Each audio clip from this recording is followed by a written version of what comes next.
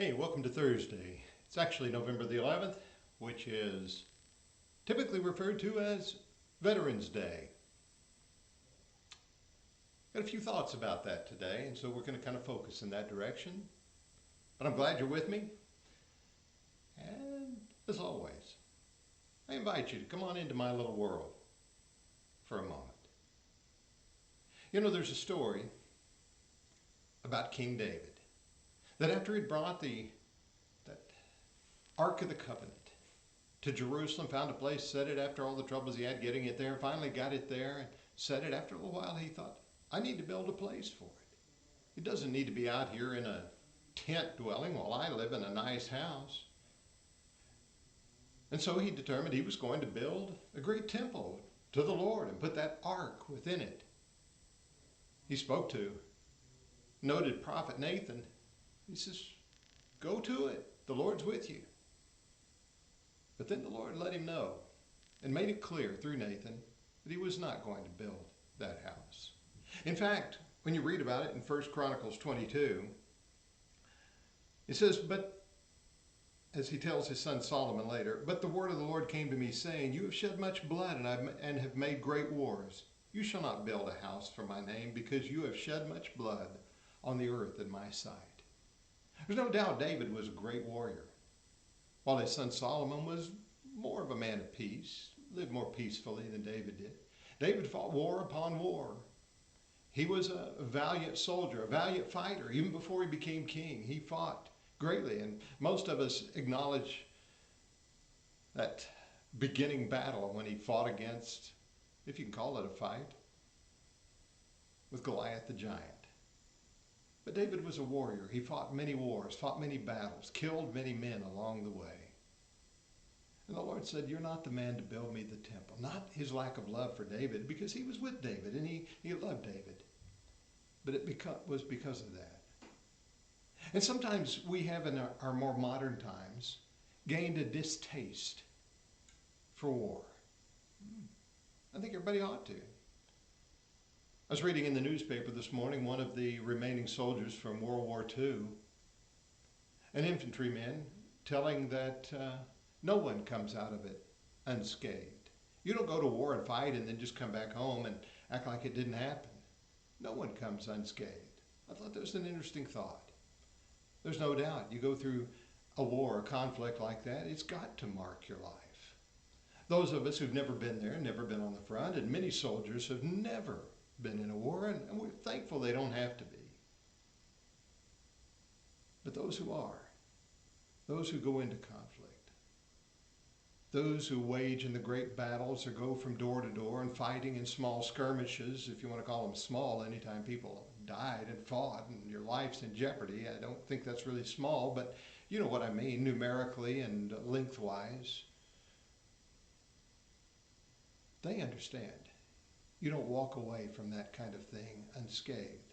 And I think that's what the Lord saw in David. But he wanted that temple to be built in a time of peace. And thus it was. It was not belittling David, for there would not have been that peace had it not been for David. We're thankful for the warrior. We're thankful for what he brought. We're thankful for what he did. We're thankful for his desire. And all the preparations that went into building the temple came because David prepared them. That's the truth of the matter. And so here on this Veterans Day, though Mrs. Ironside, my speech teacher in elementary school, and that was way back there in the 1960s, my speech teacher, Mrs. Ironside, refused to call it Veterans Day. She always called it Armistice Day. And she pointed out in the 11th month, the 11th day, and the 11th hour, when the end of World War I, the signing of the armistice, the laying down of the arms, came about. Well, she was a little bit old-fashioned. We've gone a lot further from then. A few wars have been fought since World War I, several wars and conflicts and skirmishes around the world. Of note, we've recognized that the U.S. has been engaged in Afghanistan for 20 years before basically pulling our soldiers out. And there have been so many others along the way. In my youthful years, there was the conflict in Vietnam. Shortly before that was Korea. And that was on the heels of World War II. Well, you know about many of those conflicts and those wars that have come about. We've seen some in the last 20 and 30 years that have stood out in our minds, and we understand that. And we recognize that it's a reality, and we understand that it takes soldiers to go and fight those conflicts and deal with them. We don't like war, we don't like the conflicts, but we understand that it does take those who are willing to go and fight. And today we honor them, we recognize them, we remember them, we reflect on what they've done.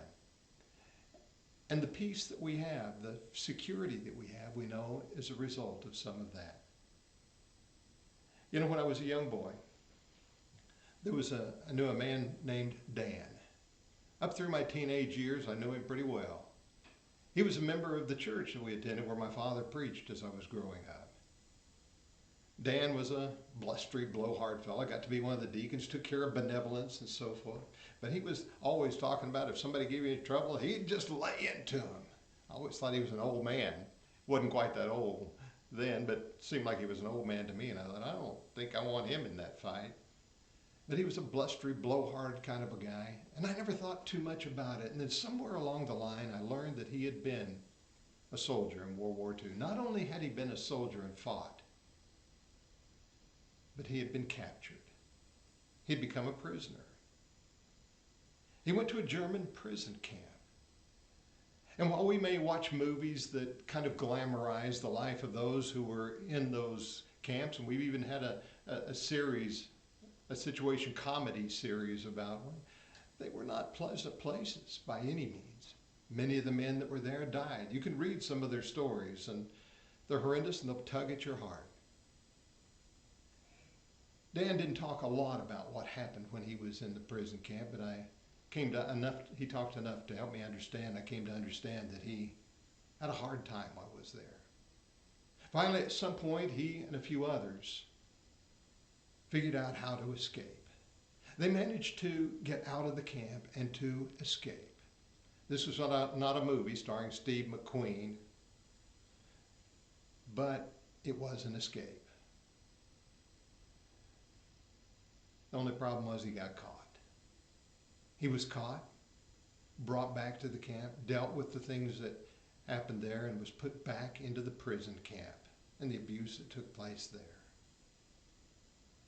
There is a good side to it. It wasn't much later, and he would celebrate the day every year that he, and I think it seemed like there were a couple of others with him, escaped. This time he escaped, he got out of the camp, got away, got behind American lines, the Allied lines, and was saved. He celebrated it every year. He didn't make a big to-do about it to others, but if you were willing to listen, if you spent some time with him, if you talked to him about it, he would tell you the story. There are many others like Dan. They quietly go about their lives, although he was kind of a blustery fellow. But they quietly go about their lives doing their jobs day in and day out.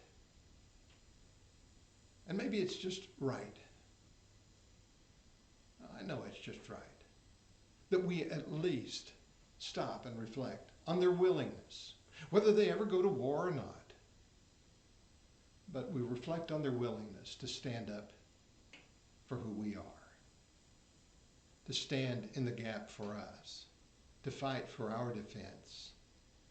And when we go out and we enjoy the freedom and the blessings we have, we're reminded that somebody, many somebodies, went out and fought for us.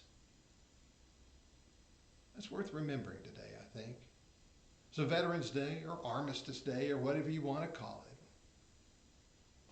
is a good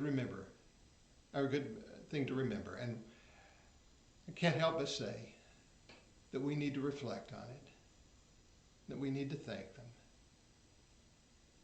And aren't we proud that we've had such around us?